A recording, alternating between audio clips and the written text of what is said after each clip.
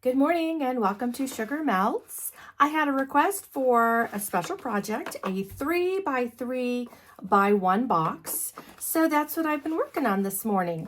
I've got a couple samples here just to make sure I knew what I was doing before I turned the camera on. So let's get to it. You can use directional paper. You can use single-sided paper. And beyond that, you'll need something to cut with. I'm going to use a cutter and some scissors. Whatever you use will work.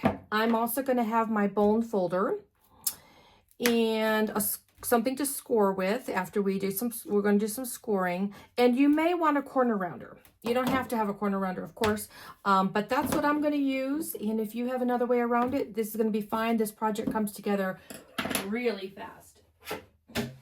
So let's start with a piece of 12 by 12 paper. This one is not directional, it is two-sided, but I'll show you where the direction comes into place. So let's go ahead and cut first. We're going to take our 12 by 12 paper and just cut off one strip to 11.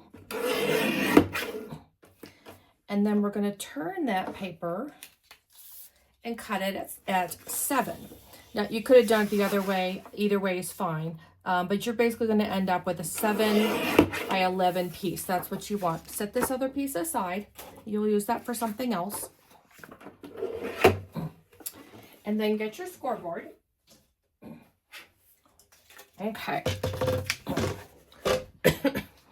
Let's put the 7-inch side up first. And you're just going to score at 1, 2, 5, and 6. So you're giving yourself these 2 inches on both sides. Those are going to be the walls of your box. You could just do it with a 5-inch if you wanted to get this, and you could just do 1 inch on each side. I'm using the 7 because it gives a little more rigidity to the box, makes it a little stronger. So then we're going to turn to the 11. I'm going to score, oops, hold that paper still. This is why I flip it around so much. 1 inch, 2 inch, so there's another wall. 5 inch, 6 inch, and we're going to go up to 9, and then 10. Okay. Get our scoreboard out of the way. And now let's go ahead and burnish on all these score lines here real nice.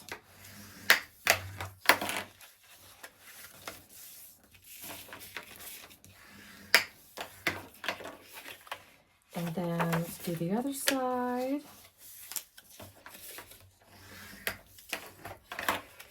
So this is going to end up being 3 by 3 by 1 with a flip top.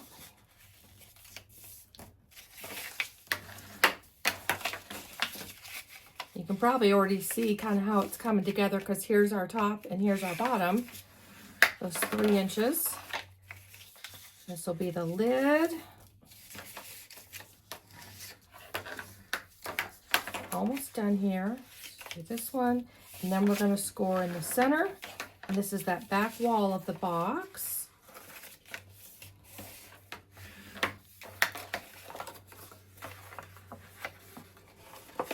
Oops. Go. Okay. So this is what your scoring should look like. You should have all these different boxes here. So what we're going to do now is in the big box over here where it's got 4 little boxes, you're going to cut out these 3 outer boxes on all 4 corners. Okay. So let's go ahead and cut those 3 boxes. Oops.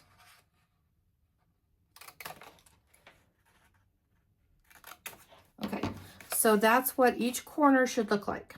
Okay? Okay. It'll give you the tab to hold the box together, is what we're going to be creating here.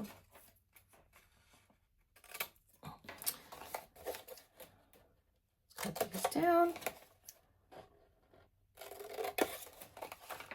And it's, you know, there's always a reason to have these boxes. I use them, personally, I use them in my craft room for holding scraps, those little quotes sometimes, but they come out of the packaging and oh my gosh, they just go everywhere. So I use these little boxes for that. There's always something we can do with them. Okay, so this is what it should look like from here.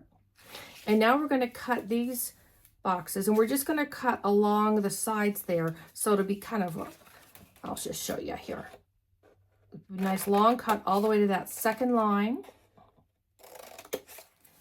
Okay. And there we go. Perfect. So now what we can do is, I like to do, since I know these are going to be mitered, or they're going to be the tabs, is I like to miter them. So when we get we can go ahead and cut the inside. You can leave it secured, but it doesn't really matter which of these little lines you cut, but you're going to want to cut one of them. And I just tend to do it this way. I'm not really sure why, but it's what I do. Probably doesn't make a difference. And we'll do like this. And mitering is just trimming off the top so that when it folds under, it never sticks out over the rim of the box, if that makes sense. Just trimming off. See, just a little bit. Not much at all. Just a little bit.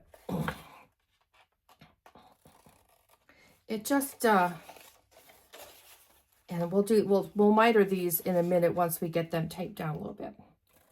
Let me just miter that down. And then this one. Perfect. Okay, so now I'm just going to use tear tape for this to assemble, just because of speed.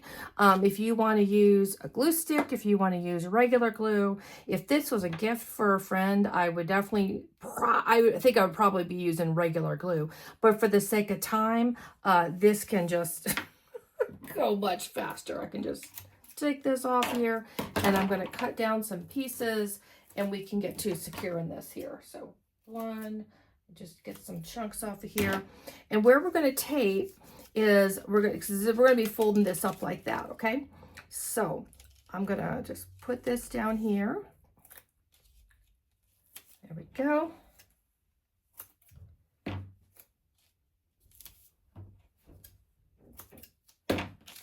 There we go. It's all going to come together super fast. This is a great project. This is a nice use for, sometimes I end up with paper that I can't, I mean, it's pretty paper, I like it, but it's not always something I'm going to make a card with. I don't know what to do with it, but somehow it just, sometimes these papers just work really well for gifts, for gift boxes. Not always sure how that works. So there we go. And then if you want to, we're going to go ahead and flip this up. Actually, I can just go ahead and flip it over. So when you flip your paper over, this tab is going to be secured to that wall. So I just need a little bit more tear tape here. Not a lot, just a little bit. That might be too big. Let's trim that down. So that'll be on the inside, and then on all four of those tabs, because they're going to be taped on the inside. Here we go. And one more. And we're done. Come on, let go. Okay. Here we go. So let's go ahead and start securing this. Here we go. 1, 2. Oh, be careful when you're peeling this back that you don't tear your paper. There are tools some people use, like tweezers. I don't know. I have them. I just don't ever use them. I just never do. Okay. Usually I've got nails, so usually I can get them up, but I buy really cheap tear tape. I just buy whatever's on sale. So sometimes it's a little trickier. Okay, so at this point, think about if there's a difference between your 3x3 box here and your 3x3, which one you want to be the cover. Okay, so think about that. If you want one of them to be the cover, let's say you want this one to be the cover, you might want to corner round these two. I'm not going to corner round, but I am going to miter that because I don't like the way I cut that. That's got a little bit of that seam on there, so I'm just going to trim that back.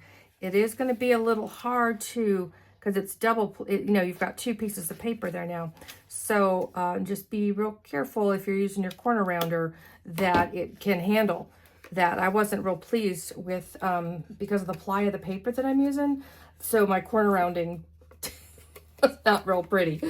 Not pretty at all. Okay, so let's go ahead and just, if you've got your cover figured out, if both sides match like mine, doesn't matter, don't worry about it. We're just going to start assembling. So these little tabs here, bring this up, be real careful, because if you're using tear tape, you know how that goes. It's going to stick right away. So there's that.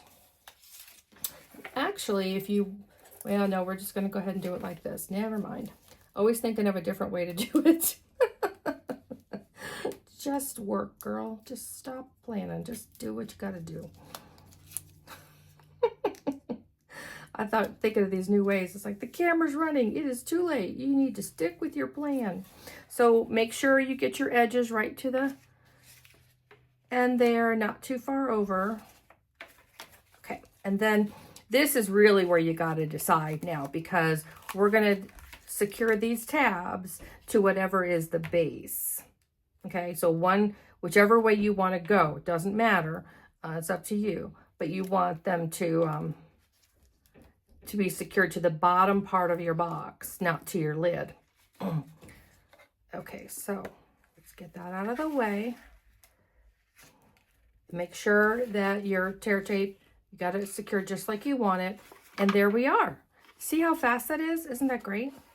And then here is the 3x3 by 1 little gift box or treat box or storage box. If you have, this would be great for earrings. Oh my gosh, that'd be perfect for earrings. All those little things that just we're always worried about losing, or stickers. I've got these, oh, where did it go? See, I've already lost it. I have these butterfly stickers. It's been floating around on my desk. See, look at this thing. Now, how am I going to keep track of that little butterfly? This will be perfect for keeping stickers in. So, okay, I hope you all enjoyed this box. Hope it makes sense, and have a great day. Bye.